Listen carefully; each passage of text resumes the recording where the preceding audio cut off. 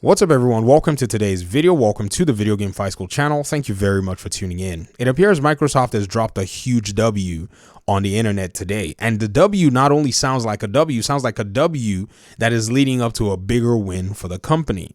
Now, I've always looked at Microsoft from the perspective in this generation of gaming from trying to actually fight or at least compete from a value proposition perspective. I don't care about the console wars. It's who's going to give the best value to the gamers that I'm trying to point out, and I'm trying to point out who's trying to always gouge the gamers. Phil Spencer just announced about a few minutes ago, 7 minutes ago, he says Microsoft has entered into a 10-year commitment to bring Call of Duty to Nintendo following the merger of Microsoft and Activision Blizzard King. Microsoft is committed to helping people bring more games to more people, however they choose to play. He also said, I'm also pleased to confirm that Microsoft is committed to continue to offer Call of Duty on Steam simultaneously to Xbox after we've closed the merger with Activision Blizzard King. Now, this is crazy because at this point in time, you would probably not necessarily think that this whole thing would take this turn, but there's a lot to consider here. I've kind of stared clear away from this conversation because of a bunch of other content I've been working on. But actually, before the console generations came full circle, I was following very closely what was going on. All of what you're seeing is actually nothing new. And to me, I'm not really surprised that Microsoft is actually taking this competitive fight as far as they possibly can. Let me do a really quick synopsis to give you guys some background information that has been going on for like the past 5 years, even before we got to see the Xbox Series X and the PS5. So once upon a time in 2017, the administration actually went ahead with Congress to provide a very reduced tax bill for companies that wanted to bring in money from their offshore accounts or anywhere outside of the country. Apparently, there was a 35% or so corporate tax if you were bringing money into the country from your other ventures outside of the world. But the administration at that time and Congress went ahead to reduce that bill temporarily as long as you took advantage of it at that time period. Microsoft was one of the companies that actually went ahead and did that. There is a CNN article, and I don't remember where I can find it. I do have a link to the video I made originally covering this, but you can just simply Google and say CNN, Microsoft, tax bill, offshore accounts. Just throw those numbers in Google, or those keywords, in Google, and it's going to give you a number of articles that surround that particular conversation. In fact, if you want, we're going to just do the exercise. Someone on my feed told me that I actually make claims that I don't usually back up the results, and I was like, man, shut up.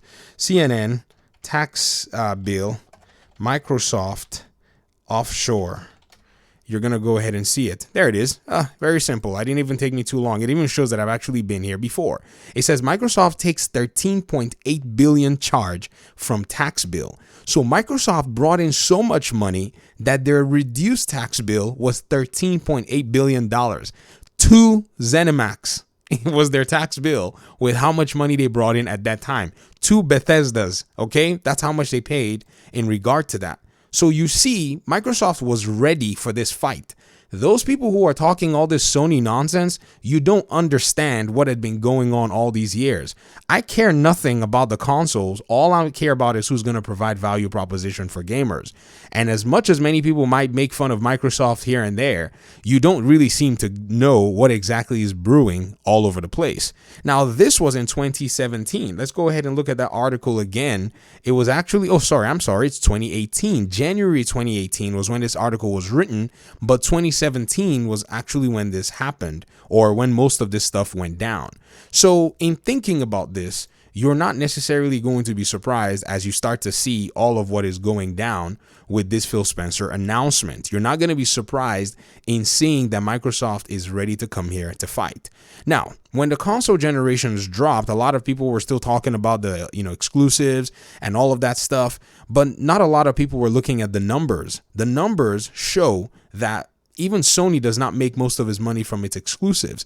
One of its highest selling games is actually Call of Duty. And opening Call of Duty to both Sony and Nintendo actually rakes in more money for Microsoft as a whole. But the initial conversation about what studios Microsoft was looking at purchasing spanned everywhere, and some even suspected that they wanted to go in and buy Warner Brothers Interactive Entertainment.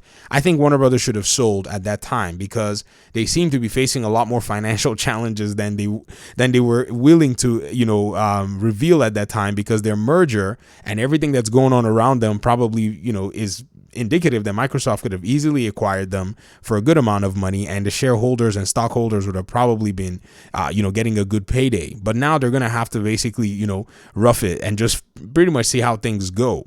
But Microsoft went for the ZeniMax angle, and nobody really saw any of that coming. It came out of nowhere and bought that ZeniMax, which is basically Bethesda's parent company, for $7 billion. So already we saw that the fight was already starting. Nobody also kind of envisioned that Activision will also be on their plate, but the money to buy it was not the impossibility, because already you're seeing that their tax bill was $18 billion.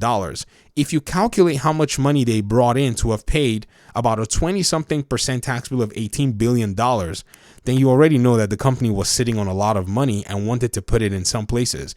And I think somebody said, let's write Phil a check and let's get in there. And Sony is about to see some wonderment.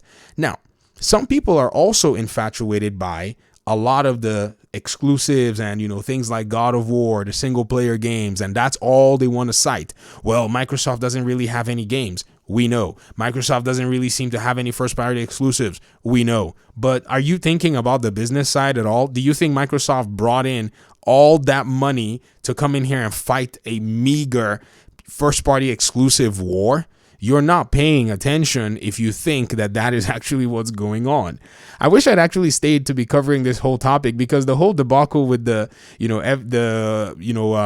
regulators all over the place, to me, is just really funny, because Sony went ahead and made a very strange move after Bethesda was actually purchased, or ZeniMax. They went ahead and acquired Bungie. In my opinion, I thought it was more of a response, because, it just kind of maybe solidified their position, or maybe they sensed that Microsoft was going for Activision, so they took a company that is actually well versed in making a shooter to probably try and pad themselves. Because I think, and many people keep talking about Killzone with Guerrilla Studios, I don't think that's the play. The play is Bungie to make a shooter that would probably compete in a sense, or at least hedge Sony's profits in the shooter, or at least their leverage anyways in the shooter genre.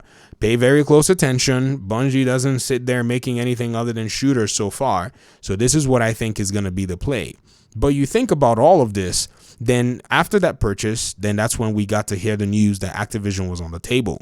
And it seems like this Activision deal is probably in a much more solid position than it was a few weeks ago when there was all this talk about things.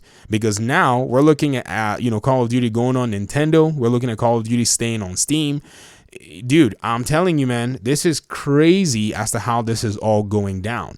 But at the end of the day, you're going to see people on the internet that sit there and start fighting console wars. Don't get suckered in by that. Look at the big picture. Follow the dollars. It's not hard in today's world. You can fire up any news agency and anything, and you could just pay very close attention to what's going on.